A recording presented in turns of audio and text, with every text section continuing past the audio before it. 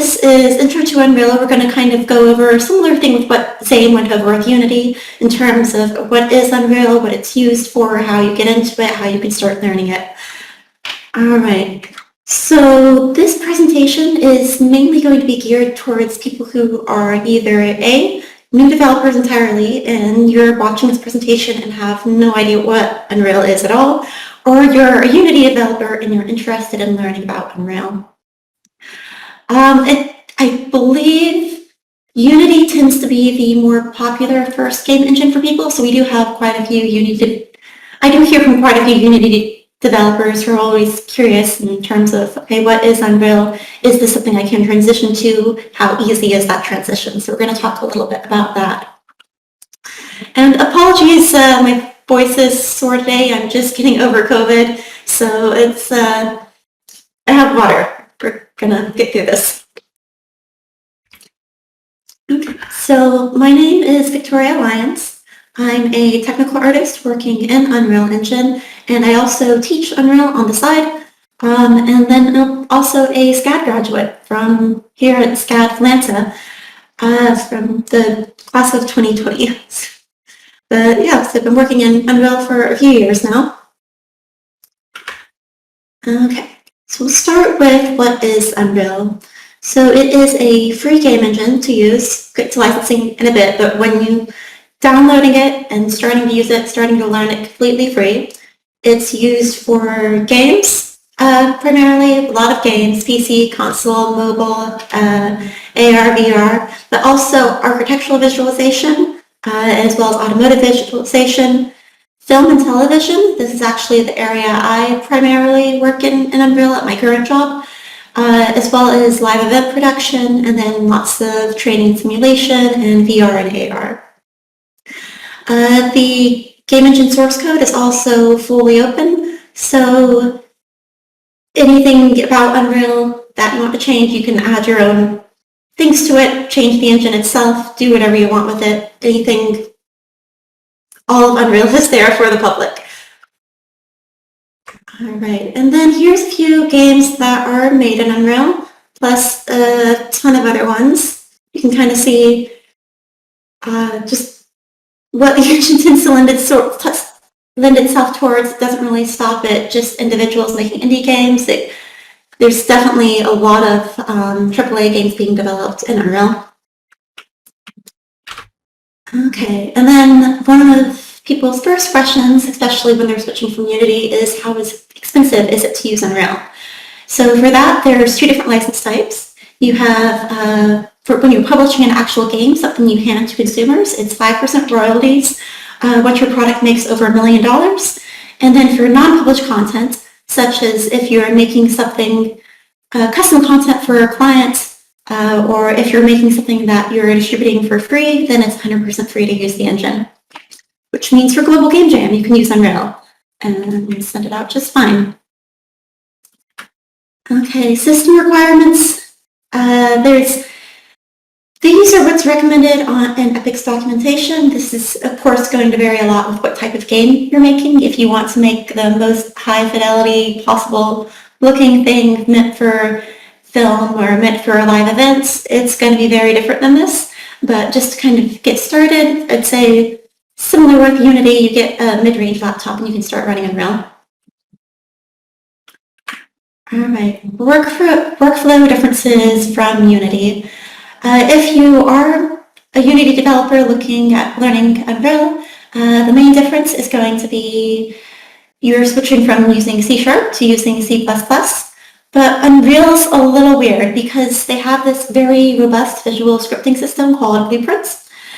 And C++ and Blueprints in Unreal, for a lot of developers, you're using both simultaneously on the same game. Most people aren't developing their games strictly in C++ or strictly in Blueprints, and there's a lot of back and forth between the two. You can develop a game entirely in Blueprints without touching C++ at all. I know that's a little daunting for some people to jump into, but I'd say this works mainly for game genres that I would say, are intuitive to the engine. Like if you're making anything that's an FPS, trying to make any first or third person game, it's 3D, then it's probably viable to make it mostly in blueprints. Of course, this is going to have performance implications, but for small games, totally fine. Unreal also supports using Python. For some things, it's mainly used for editor automation, but that's in there. Okay, and why I like using Unreal specifically. So first reason, I think this is the main reason a lot of people use Unreal, is it's pretty. The rendering looks phenomenal, and you get some really polished games coming out of it. There's also a really high demand from employers for people who know it right now. I think the use cases for Unreal has expanded a lot faster than your group of people who actually know how to use the engine well. So even at work, when I meet people from other studios, in the last few months, I've been meeting people who have only started using Unreal in the last year, last 7-8 months, and they already have a job in it just because there aren't enough people who know it right now. Like I mentioned, I also really like blueprints. It's extremely thorough, and you can do a lot with it, with both gameplay, but also with scripting the editor, which is what I use it a lot for as a technical artist. It's pretty easy to build yourself your own level builder or anything else. Network supports. Engine's kind of well known for being, being really robust in this area. There's also Quixel Megascans. So Epic acquired Quixel, I believe it was last year. So now if you want to use Megascans, that's free to use as long as you're using it in Unreal. So you could just download whatever you want from there, any textures, any models, and just start making things with it. And that's been pretty awesome. A lot of people have started using that over the last year. Super thorough documentation, even like in small bits of the engine that most people don't go to. Anytime I go to Epic's documentation, there only seems to be at least a page on it, so I really like that. And then, of course, a lot of intuitive subsystems and tools, or at least intuitive to me. I like them. Level building in general, and any sort of art in Unreal seems really intuitive. You also have systems like Niagara, the physics asset editor, AI behavior trees, UMG, which is what you use to construct UI in Unreal, sequencer for cinematics, and then, like I mentioned, a lot of editor scripting options. And also, as a technical artist, I really like the optimization tools that they have available in Unreal. All right. And then, how difficult is it to learn? For some reason, especially when I talk to students or people who are Unity developers, they seem to think that Unreal is more difficult to learn, and that's why they picked up Unity as their first game engine.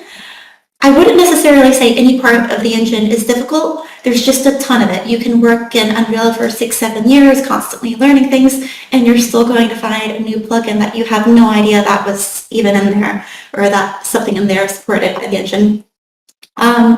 If you are trying to start in it, where I see people fail is if they start with a game that's not single player, or if they start with a game that's open world. Those are where things start to go downhill. People just go, yeah, I'm going to start making a multiplayer MMO as my first game ever in Unreal. Please don't do that. It doesn't go well, ever. Or at least I've never seen it go well. I'd also say another downfall I see a lot of people fall into with picking up Unreal is relying purely on marketplace content. If you go into the Unreal Engine Marketplace, there's a ton of really cool plugins, systems people have already made for you that you can just add to your project.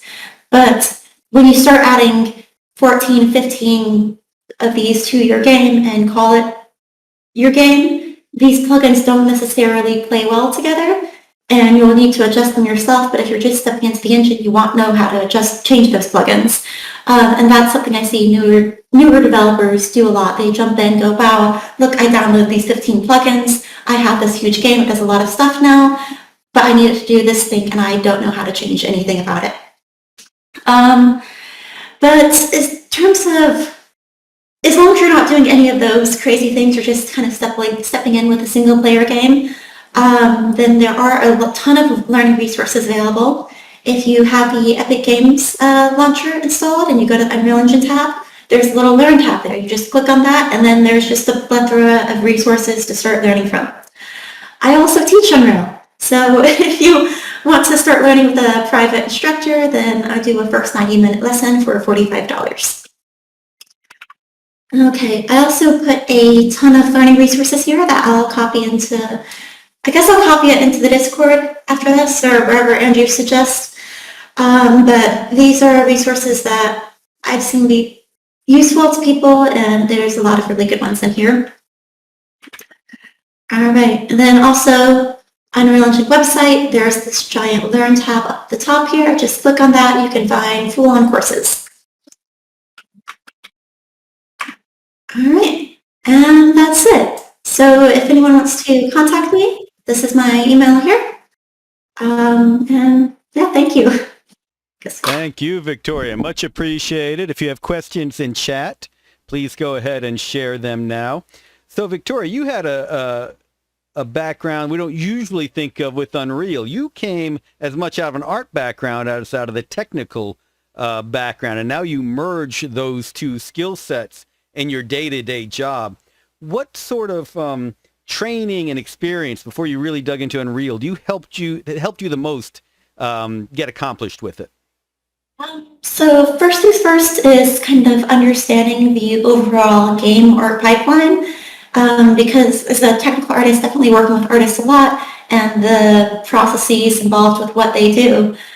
So the first step, apart from learning Unreal, there also needs to be the side of learning, all right, the basics of Maya, Substance Painter, ZBrush, how things are going from one program to another, what artists need, how they build their levels out.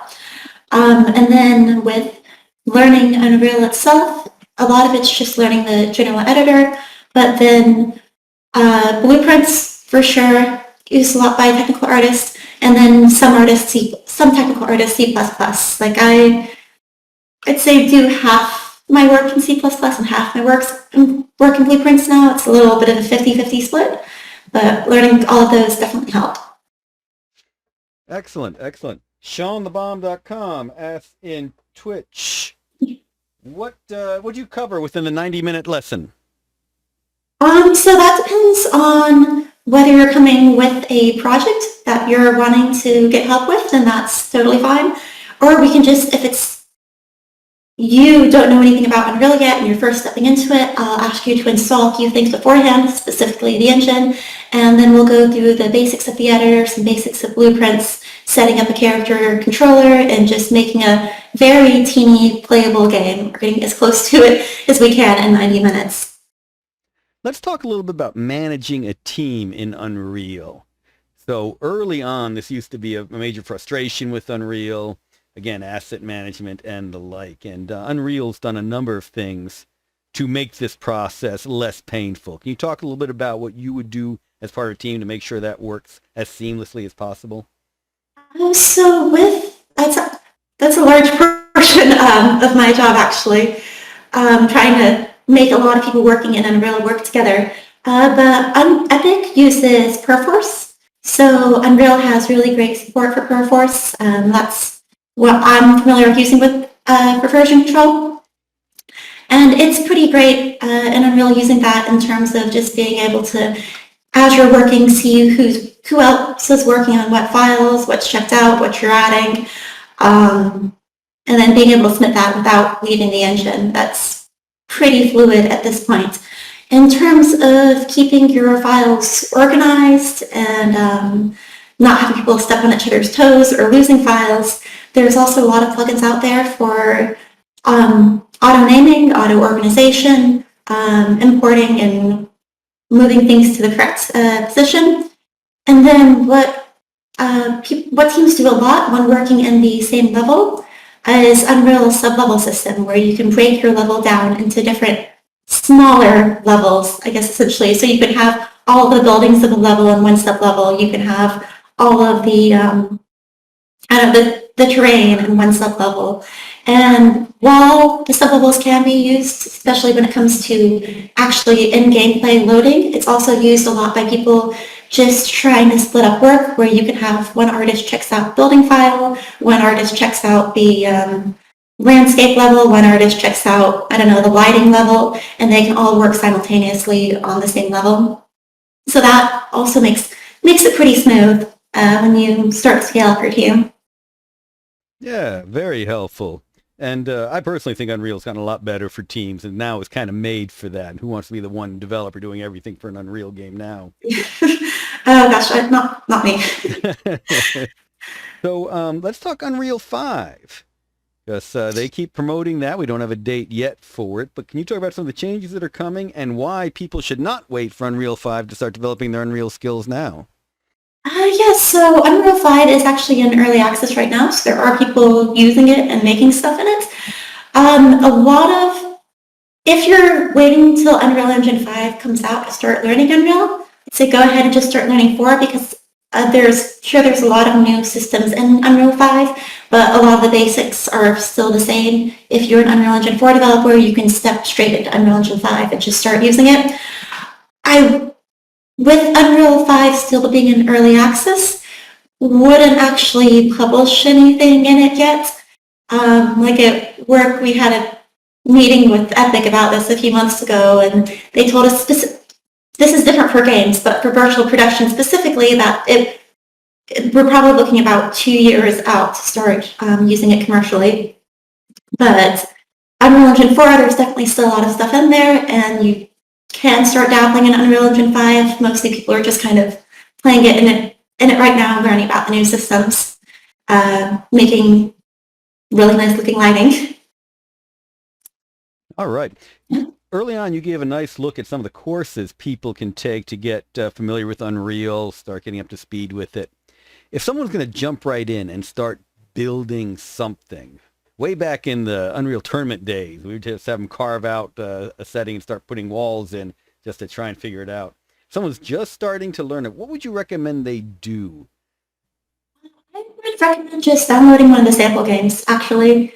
You can get that from the Epic Games Launcher. And also when you open up Unreal in general and go to create a new project, to ask you what genre you want to make. And there's kind of a few mini sample games, I guess they're more templates, that you can use, and just start opening it up, looking at the blueprints or code or whatever you're working in, and just see how it works. All right, great stuff. So we're going to blow up the contact info again. Everyone jot that down. Reach out to Victoria to learn more about Unreal. It is not just games, as Zane was showing with Unity. It's cars. It's architecture. It's movies. We get contact from folks wanting people with Victoria's specific skill set to work on all sorts of movies here in Georgia. Can you rattle off a few more, Victoria, that I'm leaving off? Some of the other industries that have jumped on this, aerospace. Training, live events, AR, VR, a lot of weird niche corporate applications I've seen them coming through. Film, architecture, and automotive visualization, of course, games. Yeah, that's exactly right. All right, thank you very much, Victoria. Great intro to Unreal. Victoria will be in our Discord chat in a minute.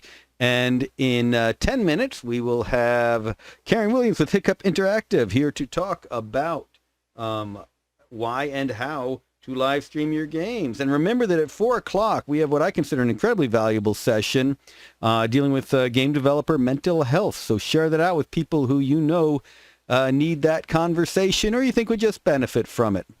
Okay, everybody, we will see you in 10 minutes. Maybe I'll get an exercise video going to get everyone up and moving again. We all have a New Year's resolution for that. Thank you.